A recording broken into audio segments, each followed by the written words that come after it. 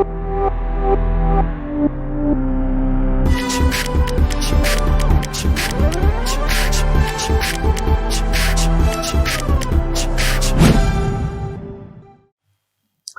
again, and we are going to continue with limit. Profile 3b की बात हो रही है इस बार. Profile 3b. प्रोफाइल 3b क्या है? When exponent tends to infinity. Exponent या पावर और एक्सपोनेंट में क्या डिफरेंस होता है? x पावर 2 और 2 power x. x power 2 is power function, 2 को पावर बोलेंगे. 2 power x is exponential function, x को एक्सपोनेंट बोलते हैं. सो बेसिक एक सिंपल स्टोरी अगर मैं बताऊं तो कांस्टेंट बेस हो और वेरिएबल पावर हो तो वो वेरिएबल पावर को एक्सपोनेंट बोलते हैं. वेरिएबल और ऊपर पावर जो है वो कांस्टेंट हो तो उसको पावर बोलते हैं. तो ऊपर अगर कांस्टेंट है तो उसको पावर बोलेंगे, वेरिएबल है तो उसको एक्सपोनेंट बोलेंगे. तो यहां क्या है? व्हेन एक्सपोनेंट टेंड्स टू, वो वेरी कर रहा है तो उसको एक्सपोनेंट बोल दिया. आप पावर भी बोलोगे चलेगा, you will be able to manage it easily. तो ये बताओ किसी नंबर का पावर इंफिनिटी क्या होता है? What is any number raise to the power infinity, and that is infinity. किसी भी नंबर का पावर इंफिनिटी करते हैं तो इंफिनिटी आता है, and that is wrong. Because अगर मैं 2 का पावर इंफिनिटी करता हूं तब तो इंफिनिटी आ जाएगा. 2 power 1 is 2, 2 power 2 is 4, 2 power 3 is 8, 16, 32, 64, 128 बढ़ता जा रहा है. लेकिन 1/2 का पावर इंफिनिटी करेंगे, 1/2 का स्क्वायर 4, फिर 1/8, फिर 1/16, फिर 1/32, 1/64. ये तो कम होता जा रहा है और कम होते होते माइनस इंफिनिटी नहीं जाएगा, जीरो की तरफ जाएगा. 1/2 का कुछ भी पावर कर लो वो निगेटिव नहीं हो सकता. सो द आइडिया इज कि अगर नंबर 1 से ज्यादा होगा तो इंफिनिटी आएगा और 1 से कम होगा तो जीरो आएगा. That is again wrong, because -2 का पावर इंफिनिटी किया तो -2 का पावर इंफिनिटी किया तो या तो प्लस इंफिनिटी आएगा या माइनस इंफिनिटी आएगा, depending on infinity, even odd या सब कुछ जैसा भी है. तो फिर क्या? तो कहते हैं भाई 0 to 1 अगर नंबर होगा उसका पावर इंफिनिटी करोगे तो जीरो आएगा और बाकी में इंफिनिटी आएगा. अगेन रॉन्ग, बिकॉज -1/2 का पावर इंफिनिटी करते हैं तो भी जीरो आता है. -1/2 प्लस 1/4 -1/8 प्लस 1/16, मैं एक एक पावर बढ़ाता जा रहा हूं. -1/32 प्लस 1/64, न्यूमेरिकल वैल्यू कम होती जा रही है और करते करते जीरो आएगा.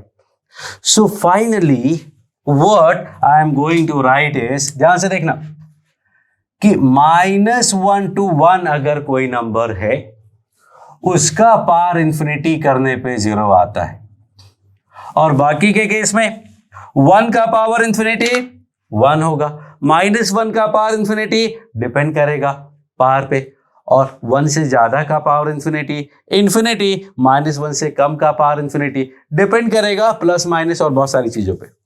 लेकिन ये एकदम बहुत सिंपल सी बात है. -1 से 1 का नंबर पावर इंफिनिटी करने पे एक सिंपल नंबर जीरो आता है, और this is a good result. So this is what I am going to use. मतलब अगर किसी भी नंबर का पावर इंफिनिटी को टेंड करेगा तो उसका जो बेस है उसको -1 से 1 के बीच में कन्वर्ट कर लो. अगर वो -1 से 1 के बीच में आ गया तो उसका power infinity will become zero. So when exponent tends to infinity, try to keep base between -1 and 1, and this is the method we are going to use. तो जब भी किसी नंबर का पावर, किसी नंबर का एक्सपोनेंट इंफिनिटी को attain करता है तो उस नंबर को -1 से 1 के बीच में रखने की कोशिश करते हैं. उसके लिए यूजुअली जो लार्जेस्ट नंबर होता है ना उसको कॉमन लेना होता है, usually, not always but mostly अपना काम चल जाएगा. So now we are going to solve one example. Let's say 3 power n plus 1 plus 4 power n plus 1 upon 3 power n plus 4 power n limit n tending to infinity. Form check करोगे तो 3 power infinity is super duper infinity, 4 power infinity is super duper super infinity और 3 power infinity, 4 power infinity again super duper super infinity. मतलब ultimately infinity by infinity form है, मतलब ultimately solve हो जाएगा ऐसे. But the only problem is कि form check करते समय हमें पता चला, we got to know that कि exponent is tending to infinity and when exponent tends to infinity we try to keep base between -1 and 1. But base तो 3 और 4 है भाई. x होता तो हम केसेस बना लेते, बट 3 को कैसे -1 से 1 के बीच में लाओगे? How do we make 3 and 4 between -1 and 1? अब मार्क्स पे तो जा नहीं सकते कि मार्क्स पे मैंने नया डेफिनेशन दिया है कि ये -1 से 1 के बीच में होता है, उसको बोलते 3 है, लिखते 3 है, होता वो 1/3 जैसा है. That could be definition eight other planet, but at earth we have to follow the rule of earth and that is कि 3 -1 से 1 के बीच में नहीं होते. So what I am going to do is I am going to keep that way. कैसे? इस particular case में सबसे बड़ा टर्म क्या है? Greatest term is 4 power n plus 1 common ले. जब 4 power n plus 1 कॉमन लोगे तो it will be something like this. Denominator में सबसे बड़ा टर्म है 4 power n, कॉमन ले लिया. अब 4 power n से 4 power n plus 1 कैंसिल किया तो 4 आया. ये 3/4 -1 से 1 के बीच में है, उसका पावर इंफिनिटी किया तो ये 0 हो गया, और ये -1 to 1 पावर इंफिनिटी किया तो 0 हो गया. बचा क्या? 4 into 0 plus 1 upon 0 plus 1 and that gives me what? 4 and that is the answer. तो जब एक्सपोनेंट इंफिनिटी को टेंड करता है तो नंबर -1 से, जो बेस है वो -1 से 1 के बीच में रखने की कोशिश करते हैं. And for that usually we take the greatest number common and we will survive. Let me take one more formula. a power n plus b power n power 1 by limit n tending to infinity.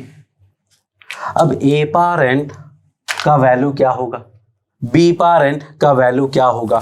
1 by n, ये तो 0 है, 1 by n तो 0 है, but a power n और b power n क्या होगा? भाई a power n power infinity है, इंफिनिटी होगा? No, it is not compulsory. a power n infinity तब होगा ना जब a का वैल्यू 1 से ज्यादा हो. a का वैल्यू -1 से 1 के बीच में आ गया तो 0 भी हो सकता है. तो बेसिकली इसका वैल्यू या तो 0 होगा, इंफिनिटी होगा, इसका वैल्यू या तो 0 होगा या इंफिनिटी होगा. Plus minus is also okay. a और b को पॉजिटिव मान लेते हैं. चलो लेट्स से कि a and b are greater than 0 और n इंटीजर मान लेते, पॉजिटिव इंटीजर मान लेते. पॉजिटिव ही है जब n टेंडिंग टू इंफिनिटी है, मतलब प्लस इंफिनिटी की बात कर रहे हैं, और n लिखने का मतलब इंटीजर वाला इंफिनिटी. तो नाउ वी कैन से कि a और b पे डिपेंडेंट है कि ये 0 भी हो सकता है और इंफिनिटी भी हो सकता है. तो अगर दोनों 0 हुआ तो वो 0 पावर 0 फॉर्म आ जाएगा, और बाकी हर केस में वो इंफिनिटी पावर 0 फॉर्म आएगा. अगर दोनों इंफिनिटी हुए तो भी इंफिनिटी पावर 0, 1 0 1 इंफिनिटी हुआ, 1 0 1 इंफिनिटी हुआ तो भी इंफिनिटी पावर 0. और ये दोनों ही फॉर्म सॉल्व नहीं होते. Both these forms are basically not can be solve without converting them to form infinity by infinity और 0 by 0.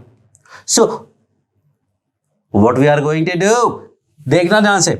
पहली बात कि जैसे प्रोफाइल हम चेक करना स्टार्ट किया तो हमें पता चला कि एक्सपोनेंट टेंडिंग टू इन्फिनिटी है, जो पार है n वो इन्फिनिटी को टेंड कर रहा है, और जब इन्फिनिटी को टेंड कर रहा है तो हमें बेस -1 से 1 के बीच में लाना पड़ेगा। तो कैसे करें कि बेस -1 से 1 के बीच में आ जाए? उसके लिए हमें पता ही नहीं और b की वैल्यू। So what we do in that case, बड़ा वाला नंबर कॉमन लेंगे, we take the greater number common. अब a और b में बड़ा कौन सा है? So let's assume that a is greater than b। तो अब अगर a बड़ा है तो हमने a पावर n कॉमन लिया तो मिला 1 plus b by a power n का power 1 by n। Now think about it, a power n power 1 by n is basically a, and this is 1 plus b by a power n का power 1 by n। काफी कुछ change किया है, एक बार form check करते हैं जरा। लेकिन उसके पहले ही पता चला कि ये तो 0 है भाई, b by a power n है वो तो 0 है, क्योंकि b is less than a और पॉजिटिव है तो इसका वैल्यू -1 से 1 के बीच में होगा। Actually in this case 0 to 1 के बीच में होगा, पावर n किया तो 0 आ गया, and this is also 0। So I can say कि this is 1 plus 0 is 1 power 0। 1 power 0 तो कोई फॉर्म होता ही नहीं है, तो कोई फॉर्म है नहीं, ये तो सिंपल फाइनाइट फॉर्म है। मतलब सीधा सीधा आंसर है आ गया, इनडिटर्मिनेट फॉर्म गायब ही हो गया, सीधा सीधा। हमें 0 बाय 0 या इन्फिनिटी बाय इन्फिनिटी में लाने की जरूरत ही नहीं पड़ी। अब let me give you one idea, a जब a बड़ा है तो a पावर n बड़ा होगा, और a पावर n बड़ा है तो b पावर n को आप निगलेक्ट कर सकते हो।